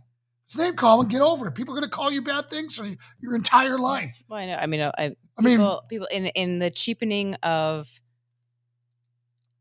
death and things like that are going, I mean, people are telling like very offhand, go kill yourself. No, like that kind of stuff. And it's your job as a parent to make them more resilient to not kill themselves, because the world is going to tell you to go kill yourself. Right? The world is a dark, evil place, and we are, a school or those are pockets of safe environments to experience those things. And I don't know. My son has autism. My son is going to get bullied. I know that for a fact. The kids are going to be cruel. They're going to laugh at him and they're going to do horrible things. And if I ever saw it, good luck to them. Mm-hmm. Right? So I'm not like some. So are you calling public school a pocket of a safe environment? I am calling public school. Yes, I am calling most public schools are relatively safe environments compared to the street, or compared to Africa, or compared to Southeast Asia, or Afghanistan, or Russia, or North Korea, or any of these other places. Those kids are fighting for their survival. So in a school with boundaries where you can get help, do something, rare, horrible things happen, like because they took off the safety rails, a boy wearing a skirt sodomized 2 girls. Yeah, that happened. Why? Because they did some crazy stuff. That's a sexual. Well, but that we're talking about safe. Right. You said the word safe. So that is obviously not a safe, because they took the guardrails off of girls go in that bathroom, boys go in that bathroom.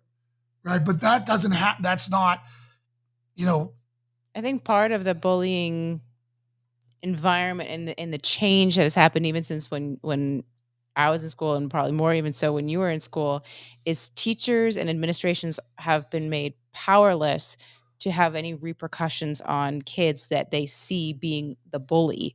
Their hands are tied in the more proactive or physical nature, or suspensions, or expulsions, or anything that they would have done with the kid who was caustic or dangerous to the environment. Now they're being told, you need to accept and love this kid, and you can't have any repercussions on them. So what typically would have been removed is not. Nicholas Cruz, he was there have been horror stories like that. And then there are kids who draw a toy gun who get kicked out of schools because it's ridiculous, because there's no common sense in our schools. Right. I mean, everything has. There are way more cases of that than there are of the horror stories. I'd be interested, and I don't know stats off the top of my head. I know that depression, suicide, etc., have increased in school-age kids, and I'd be interested to know what those numbers are and what studies are shown that it is related to bullying, or what other causes. It's related to not having God in your life, is what it's related to. Because if you have God in your life, none of that stuff even matters. It's irrelevant. Do you think that kids, even being raised in a Christian home at all ages, are going to be strong enough in their faith to stand up against that? There are kids right now, 5 years old, refusing to renounce Christ, getting skinned alive in Afghanistan. Mm-hmm. So yes, the answer is yes. Unless Americans are complete soft pieces of garbage, yes. We've coddled them, and we've created the softest, most ridiculous generation in history who can't even handle words or violence now. Words are violence. No, right. Words are not violence, because bullying, which was a way of hardening yourself to sticks and sticks and stones can hurt me, but words can, or whatever it is. I can't remember. Whatever. Sticks and stones can break my bones, but words can never hurt me. Right. Yeah. Boom. Done. Like, where did we lose that from? Like, how did we lose that? Right. Call me whatever the hell you want. They're going to call me a racist, terrorist, whatever person anyways. And if I don't develop a suit of armor for that, once my trainer wheels are coming off, and this is what all these kids are finding out now. Once they're out of school and they're out there and they're not, hey, you're awesome. No, you're $100,000 in debt from going to college. You got a degree in women's studies or Egyptian art. You're a complete fool. And now it's time to grow up. And they're going to have to grow up with no safety net often versus being in a school environment where they can learn that earlier, in my opinion. We've been planning to homeschool. We haven't wanted our kids exposed to the environment of the public school. So is there a difference in experiencing being able as a Christian kid to have the tools to stand up against bullying and not be influenced by bullying, but we've been concerned about them not being able to stand up against the influences of our kids are going to and politics and there's all a difference. There's a difference. So bullying, right? Our kids will be bullied. They will go to the mall. They will run into bullies. They will run into bigger, older kids who will be bullies. And they're going to have to learn how to stand up to them. Mm-hmm. Bullies is not sanctioned behavior. Right? Sanctioning homosexuality, sanctioning LGBTQ, allowing drugs, allowing any of these things is a perversion of God's will, and that's the difference. So in talking about that going to public school is a benefit because they might experience bullying. I'm not saying that. I don't think anyone should be sending their kids to public school. Okay. I think that no public school in America can be trusted right now until you prove they can be trusted. There are trusted schools out there that are run by conservatives or well-meaning liberals who are doing the right thing. Right? I don't know their names, but they're out there. But your school, and you should trust no one unless you verify they're good. Right? I am just saying, like, get thrown into the school environment. I am saying that bullying serves a purpose. Mm-hmm. Because those, to restate it, it teaches you how to deal with evil at its earliest form, right there. Bullies in elementary school, bullies in middle school, bullies in high schools. They elevate in intensity, right? As they elevate in intensity, you're learning to deal with that till next thing you know, you're on the streets and you're getting mugged, or there's an attempted rape, or you have to harden yourself to that. Do you think that kids can get that without being in the public school system, just by nature of being around other humans at all life stages? Or do you think that— I don't understand. Do you think at the playground, kids are going to be around other kids, whether they're homeschooled or not? Do you think that Christian kids are too bubbled? Because I don't think Christian kids are too bubbled. Tend to pick and choose, or the kids that they're going to be around are going to be more. We have encountered bubbled Christians. When we did our women's self-defense class, an 18-year-old and a 16-year-old came to our women's self-defense class. It is a women's self-defense class. We had to talk about things that are relevant to a women's self-defense class. Right. What happened? The kids did awesome. They went home and told their parents that they were scared and they had to pray for Jesus to protection because they watched 5 o'clock news footage. News footage that was from 5 o'clock on regular TV, not cable, on ABC, CBS, NBC news footage, right? They had done a disservice in raising their kids to be weak victims. Right. That is the bubble that we have to avoid versus the girls that we did, the homeschooling group that we did with moms and daughters, where we went just as hard, showed the same things, and we didn't have any of that. And so a lot of those kids have been homeschooled their entire lives. So not exposed to the public school environment bullying that you're going to get when you're around a lot of kids who do not share any of the same values as you and are not being taught the same morals as you in their homes.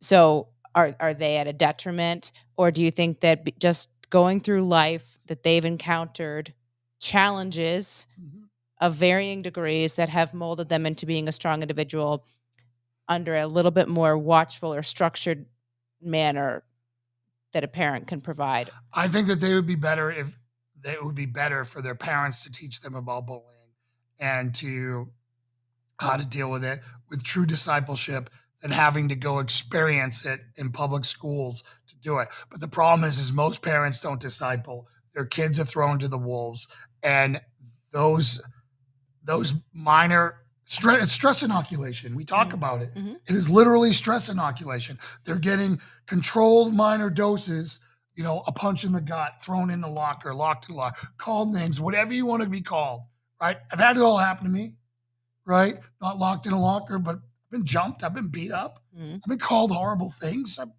It's part of the gig. Right. And it made me stronger. It made me a protector. Because when I went through that, I'm like, I don't want anyone to go through this. And I spent the rest of my day sticking up for people. So that didn't happen. Mm-hmm. Right. So without that, Jay Perry's not a SEAL. Right. So, which maybe is a good thing. I don't know. But I'm just saying that God can make good of anything. And that, the overreaction against the bullying has been ridiculous. Some of them have been, there are horror stories where they do nothing, like Nicholas Cruz. Right? Nicholas Cruz was the most preventable thing that ever happened.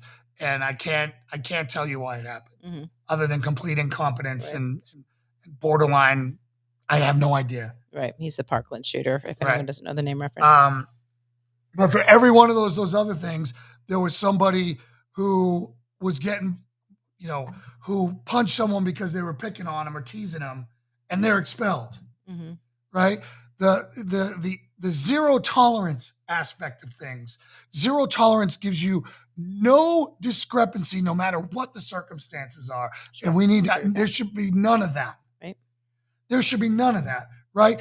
The classic case would be an 18-year-old man having sex with a 17-year-old girl. I don't condone it. I don't condone it. But that is not statutory rape if it was willing on both sides. Sure. By the law, it is, and they're a sex offender for the rest of their life. Right. Right? That is zero discrepancy. Yeah. Right? And that has done a lot of harm to a lot of people because we make stupid rules where there is no common sense, where wisdom is not allowed to be inserted into a circumstance. Right. It's just, this was done, X must happen. Right. So anyways, I don't know where I was going with that. Thoughts? Well, we got plenty of stuff to read, so go ahead and go after this one. You're going to have to read it over here. So. Okay. So Barbara says, perversions and evil have no place anywhere, but it's even in elementary schools. We have allowed it in America. Rainbow flaggers' agendas are being promoted. Sinful. It's sexual abuse against our children to teach them lies, perversions, or any sexual content. They should not teach that at all. Go back. Sorry. God is raising some parents up. Glory to God. Fight the good fight for our children. Yes, agree. I'm trying to see if we're up on LinkedIn for the first time. Okay. Hide in my chat window here. So, hold on. I can't find there it is. Go ahead. Okay. You got it. Okay. All right. And then Chris had multiple commenting. Chris is my step cousin. Yes. Related to COVID on school age kids from being held out of school. We've been called the worst things, but grow up, Buttercup.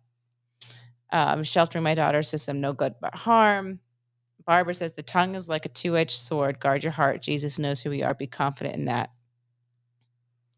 Dan, it was a typo in the title. It's supposed to say how much sports, not who much sports. But we had an interview for almost an hour for the first hour with someone involved in collegiate baseball who is a chaplain and works in some ministry organizations trying to bring God into athletics. So we'd be worth going back if that interests you.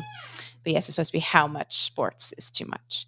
And then Michelle said, my brother and sister-in-law homeschooled all 5 of their kids, and so far all of them that are out of school are very successful. I think it's all in – I think that the homeschooling can go too far in a bubble. Well, we're homeschooling our kids, so we're not – let's get that out there. We're not anti-homeschoolers. We think it's the right way to go. Yeah, because we 100%. haven't found a place we can trust. Yeah. If we found a school that we could trust, we would do it. If we thought we could trust them, we just don't have any trust whatsoever. Yeah.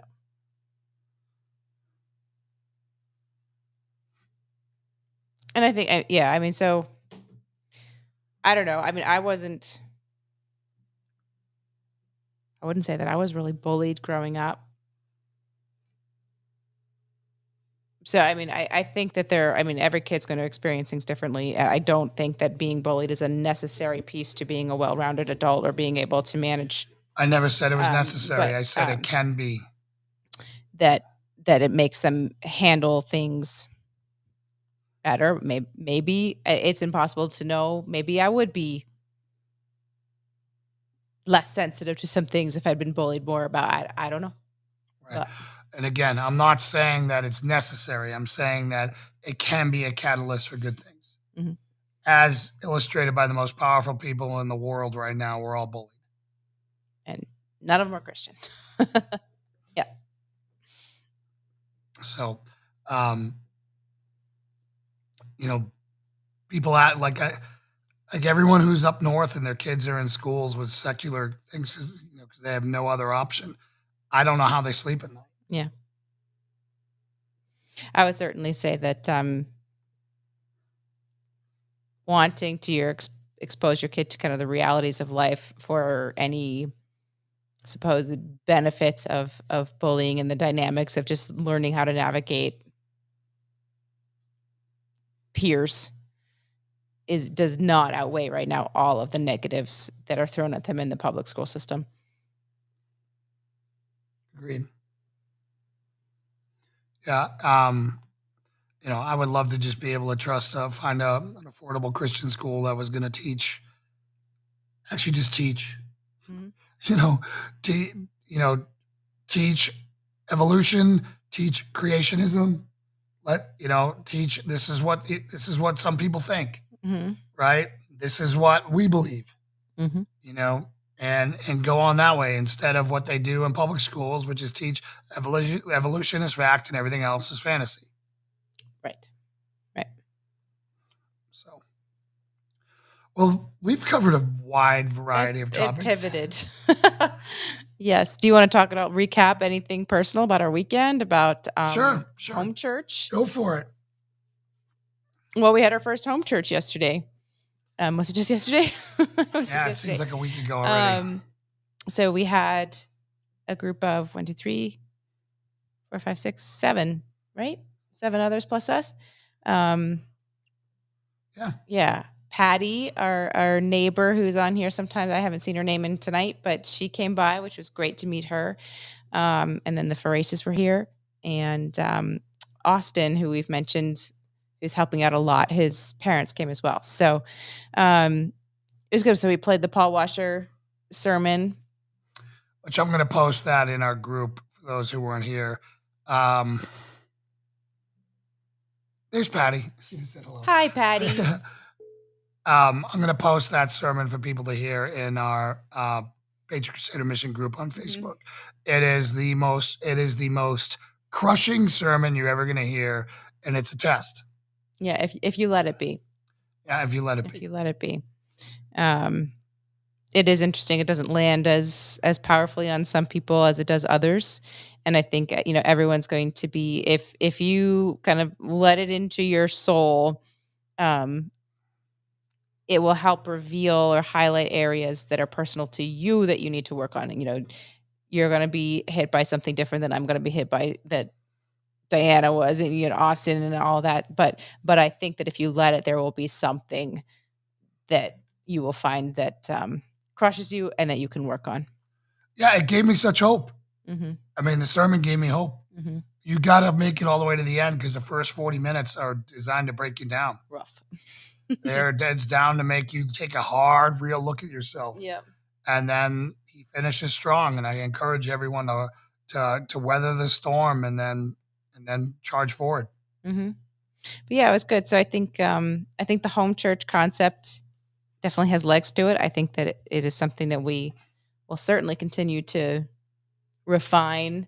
As far as we did the whole meal thing, and I mean, it was nice. We didn't do worship. That part kind of got skipped over, just getting into the sermon. It was just getting people comfortable. I didn't think everyone was ready to stand around and sing. I think that it'll evolve a little bit but I think that it is something that PCM can kind of sink its teeth into as a. I really church enjoyed being concept. able to debrief at length with like-minded people the sermon that we just heard. Yeah. And talk about how to apply in our lives or challenges we had with it. Yeah. And be able to go around the table and help each other. Yeah, we've talked about that before. It's such a missed part after a Sunday sermon, and some small groups might go back and circle back to a sermon from but that's days later, and it's not fresh on your mind. So I think being able to do that right after is, instead of like your typical small talk and coffee fellowship that happens after a sermon, I think it was a good switch up. Yeah. I'd like to say some praises if I could. Yeah. I'd like to praise our 2 apprentices here. I'd like to praise Austin. I'm so thank you for Austin. And I am so thankful for Diana, who have come here and already made a massive difference on our team. Yeah. The life that they have breathed into this has been a second wind for us. Mm-hmm. To have them around and to be able to mentor and to have someone to invest right here and to help out with the things that we need, because it's so much work. Yeah. This is so much work, guys.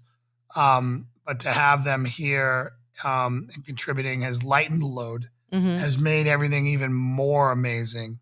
And I'm just really, really thankful for both of them. Yeah, it's going to be exciting to see how things can change over the next couple of weeks, and I mean, however long we have them both. So, yeah, equally grateful for both of them. Hi, Mike. Hey, Mike, that is awesome to hear. I didn't even know the World Series was being played yet. I thought it was still coming. 14 cops after training. I almost couldn't believe it, but not a single one knew who won the World Series. It was refreshing to see sports wasn't on anyone's mind or priority. Yes, that's what I'm talking about. That's what we need to get to. Everyone's worrying about real stuff, because guess what? It's getting real. We could be at war with China tonight. Mm-hmm. And, the supply shortage is real. The supply chain crisis is real. Inflation is real. Hard times are coming, people. You need to get with like-minded people now. Get with like people now so you can contribute, so you're not just a handout. Yeah. Like, you got to lay that groundwork now or no one's going to want you. If we have 100 days of food here and 100 people show up, I'm not handing out 100 days of food to 100 people. Yeah. Then we all starve. It's not how it works. I'm going to take care of the people that we invested in and invested with us, and then we're going to be able to make more food to feed more people and bring people in. Mm-hmm. And bring people in and bring people in. That's how it works. Right. And you guys gotta start getting ready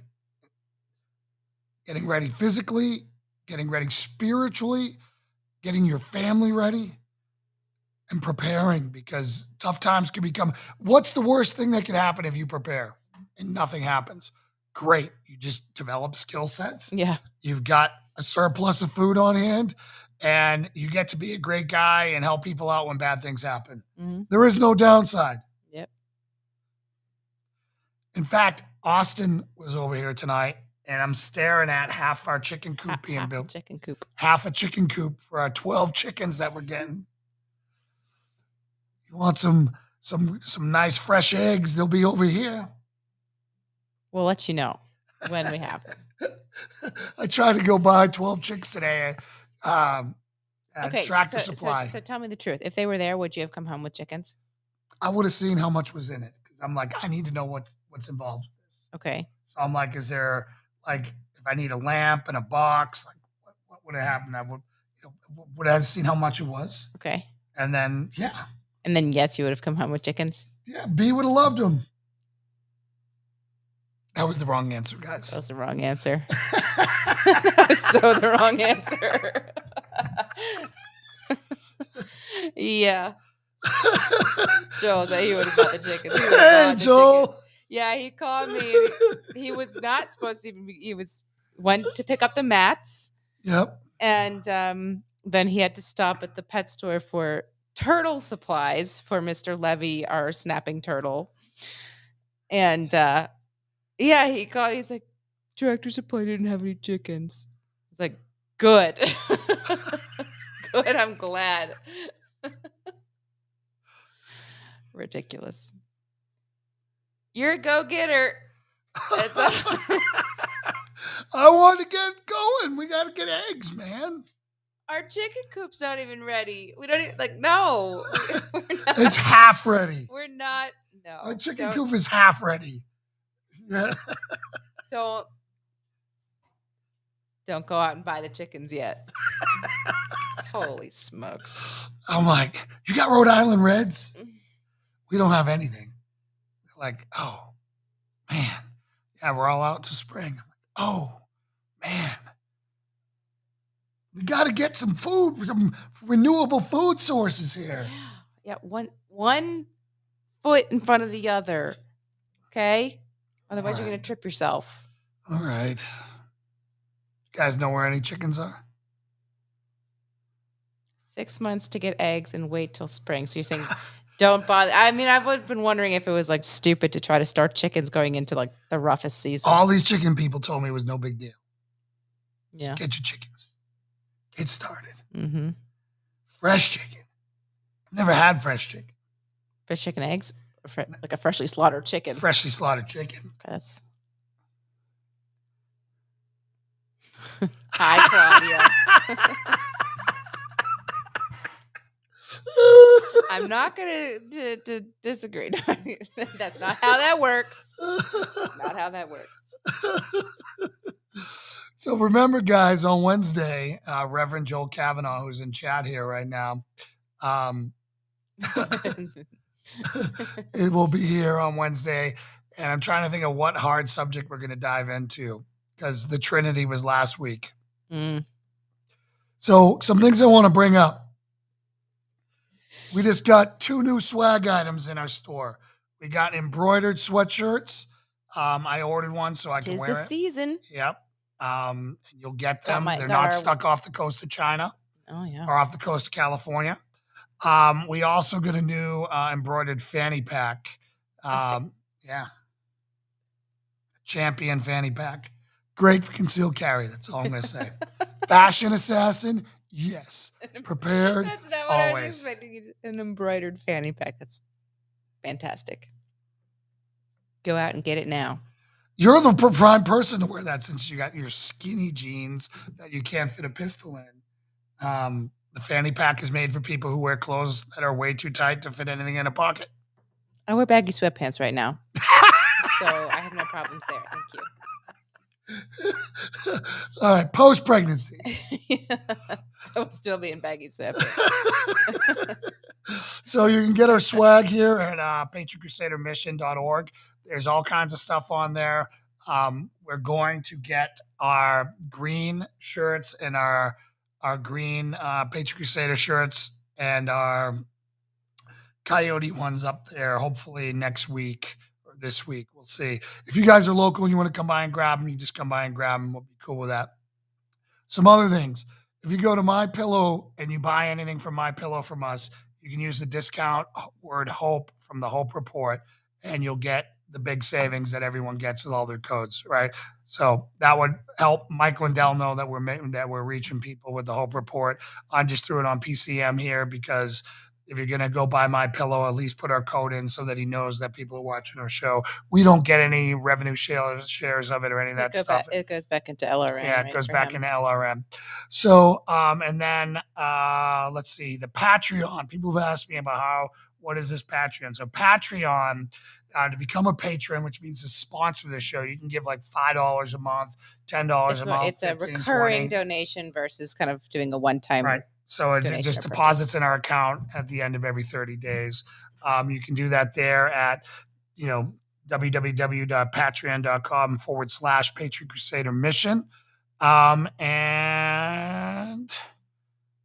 I think that was it. Oh, you guys have been slacking on the likes. Hit the like button. We need more likes, please. And and our 5-star reviews on our Facebook page are showing up. Are they working now? Okay. Well, we've got Steve Rowley's and we got Chris. Chris is on there. Yeah, but so are some people. I haven't gone back because I know that there was. We got multiple messages of people who tried, so we appreciate you trying. We really do appreciate you trying. We know it's frustrating. There was something going on that you could see the review location, but it wasn't letting you actually submit one. But then a few people did get it to work. So I agree, Dan. Let me see. Chicken parm. Yeah, no feathers in your chicken parm. All we know is we had some good chicken parm the other night. Yeah, some good pie. The best pizza in town in Johnson City. Reviews. Is it there? You see them? I saw 2 this morning. Well, so I'm seeing 5 stars based on the opinion of one person. But there's 2 there. I'm only seeing Chris.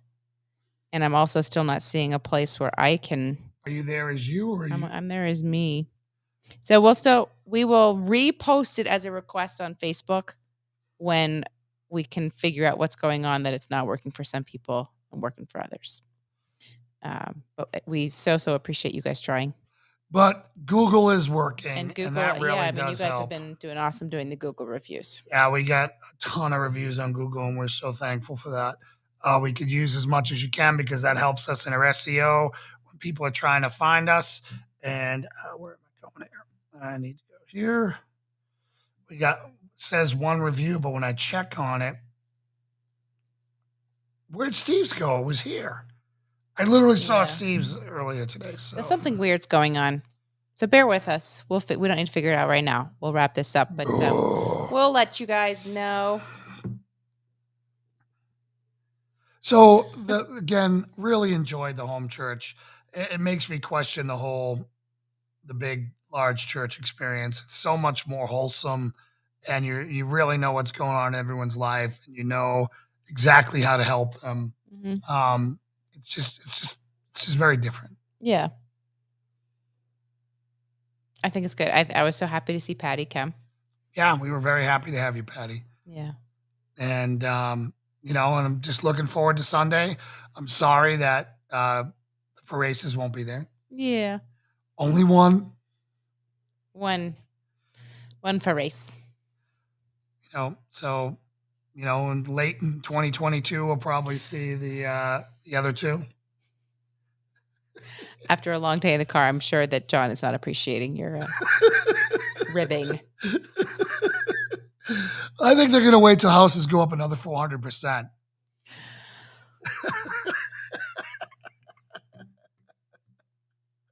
Do you want me to? What? I was going to ask if they needed me to do anything on their behalf.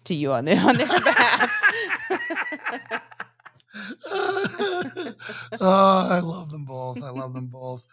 So I'm trying to think of anything else that happened that was great. I got some great sleep. For those of you who are praying for me to be able to sleep again, I got 3 solid nights of sleep. My bench press went up 50 pounds because of that. So thank you very much. Yeah. And he was able to crush everybody in the gym. Yeah, so it was a great day in the gym today. The house that I showed you, so the house that your non-realtor friend found you, I'm just wondering, that one, John? Well, waiting. You do know that, Claudia, why did I find your house and not you? You know that if you end up in a house that Jason found for you, you will never live it down. Never. Just pass on it because I found it more. I hope you move in because you're 5 minutes away and I want my friends here.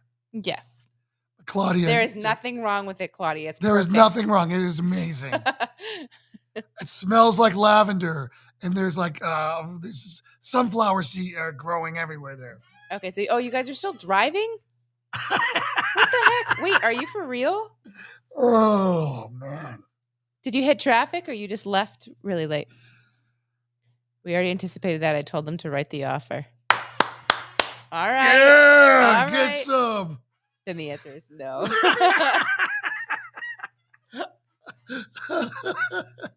Oh, yes. Somehow your friend Jay was looking out for his buddies and found God you told guys him to out. open Zillow at just the right time. How much longer do you guys have driving? That stinks. Did you guys leave really late? I'm sure they stopped at the lavender farm on the way home and John might have just swerved off the road. Jason.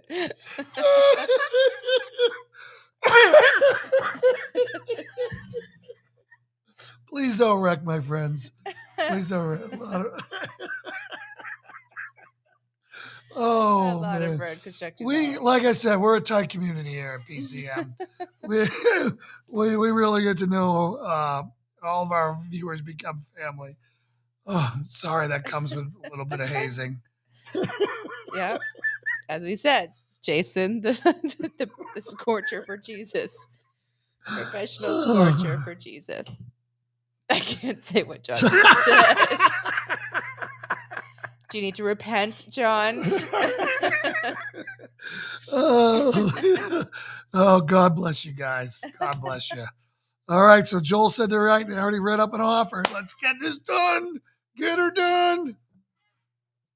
If Joel's saying that, just take his advice because he's the one who advised us to buy this. He's the one who is like, don't bother asking for the showing, just submit it.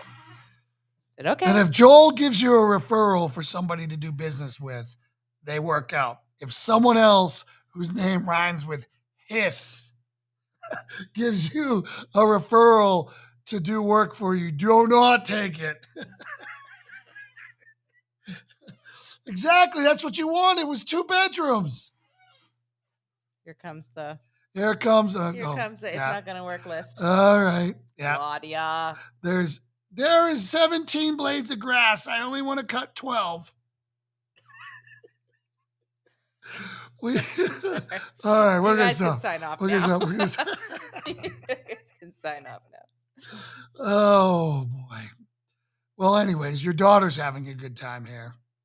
Your daughter's having a great time here. I hope she can report that back to you. She's just been thank you so much for sharing her with us. She is a godsend, a great team player, and just a joy to be around. So, amen. I'll second that. Yeah. All right. Without anything else, you got anything else you want to say? No. Oh, ready? 3 baby names. 3 baby names. Be quiet. We're about to drive off the bridge. John, reel it in. 3 baby names. We have Anya. Yep. We have Bridget. Yep. And we have Brielle. Which ones do you like the best? Type them in for us right now. We really need help with this. Yeah, so Jason added Brielle. So I added Brielle. What's the meaning? Warrior of God or something like that? Yeah, Warrior of God. Awesome. I'm not totally sold on Brielle, personally. What? It might grow on me. It is a beautiful name. Okay, Michelle's still Bridget. Michelle's Bridget. Are you guys getting sick of the name game yet? No, only you are. And you're the one who has to be in it. Yeah. Trying to make a decision with a Shaw is so hard.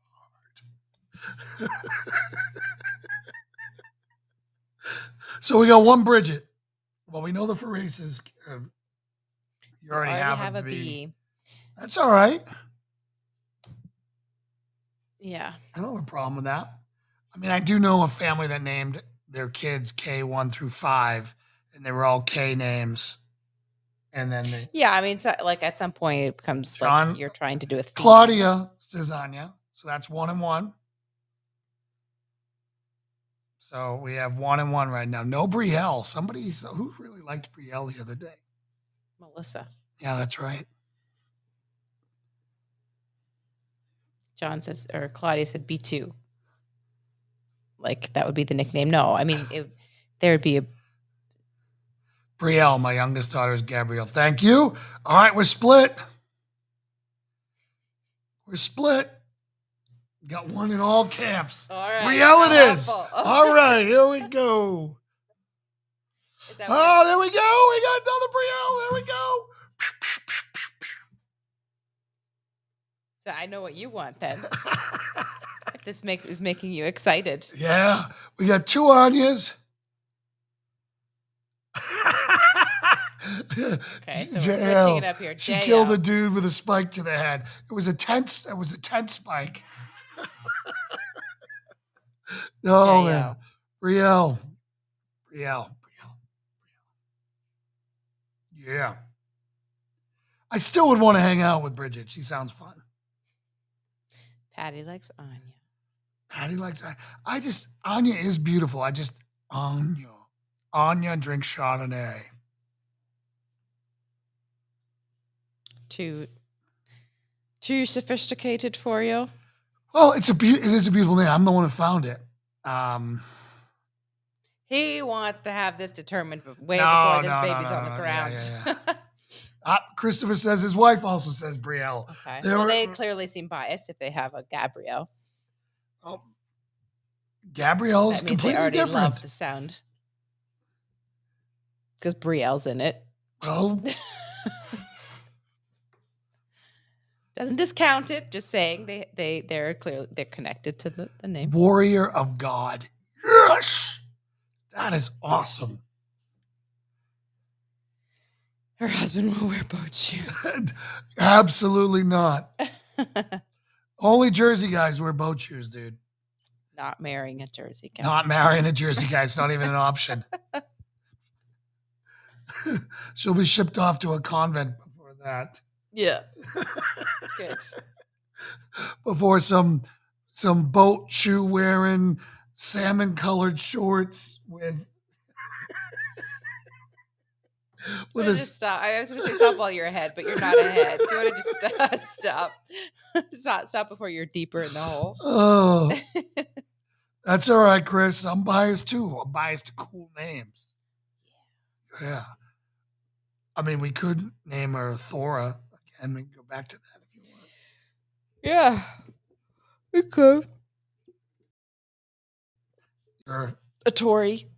Tori Rose was the hottest name ever. That's the problem. Yeah, that is the problem. I wanted the name. I didn't want a name, but we were entertaining the name Tori Rose for B. And I'm like, that is the hottest stripper name ever. Tell me it's not. I'm waiting for them to say it. Should we pray it out? Yeah. Before this goes like any further. Oh, thank you guys. All right. I'm having fun. I'm a funny dude. Michelle likes Tori. Yeah. Well, so B's middle name is Rose after his grandmother. So it would not be the combination of Tori Rose, which is the stripper name. It would be Tori something else. But I don't know. I'm not. Bathsheba's a no-go, without a doubt, Dad. All right, shall we? Holy smoke. What is going on over here? Mama's tired. Right? Jeez Louise. John said you've lost your mind. Oh, man. What's amazing what 3 good nights of sleep will do for you. Let's go for 4. Wrap her up. Okay. Take us home. Okay. All right. Dear Heavenly Father, Lord, thank you so much for this evening of fellowship and learning and just expanding our viewpoints to things that we might not have been willing to consider before.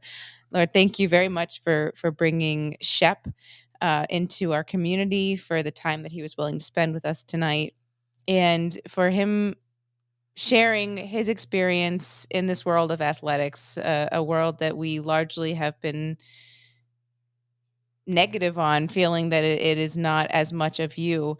And so I appreciate that he was able to show us how he can bring you into that world. And it's a world that is not going to go anywhere. So the fact that he can bring your light into athletics is encouraging.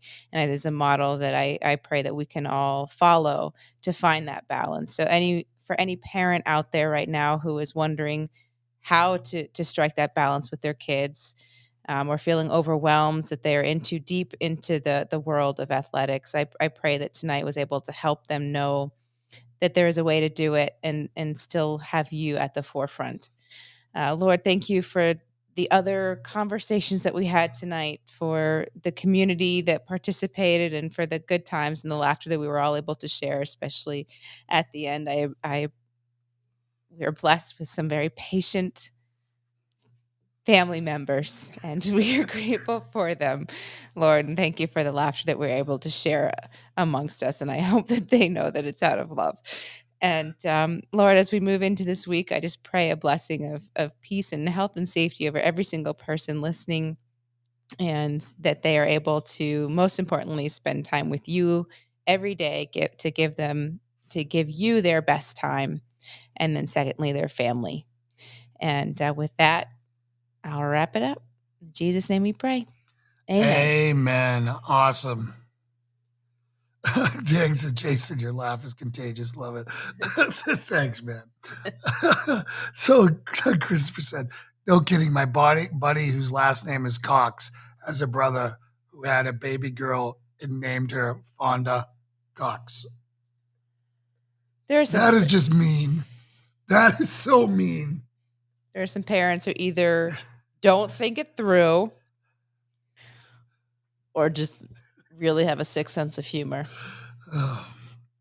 I would never do that to my daughter, but I would name my son Thor, just saying. All right. Remember, we love you guys. We will see you on Wednesday with Reverend Joel Kavanaugh, who was watching tonight. I'm glad you're finally watching the show, Joel. It's good. Chris doesn't, so I might have to throw him out of the gym in the morning. He was at the gym again today. Just letting you know, brother. All right. Talk to you guys later. God bless you. We love you. And outro. Good night.